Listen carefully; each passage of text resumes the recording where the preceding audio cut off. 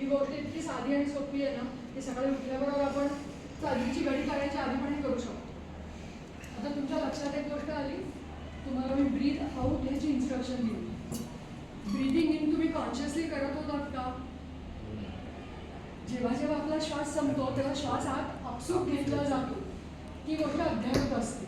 हीच गोष्ट आपण सगळे काय करतो, आपल्याकडे जे जे आहे ना, जे जे आपल्याला मिळतंय, जे आपण घेतोय ते आपण अध्यारूप धरत जातो, गृहीत धरतो, आणि त्यामुळे बाहेर देण्याची जी क्रिया आहे ती आपल्याला कॉन्शियसली किंवा स्वतःहून ठरवून आखावी लागते, करावी लागते.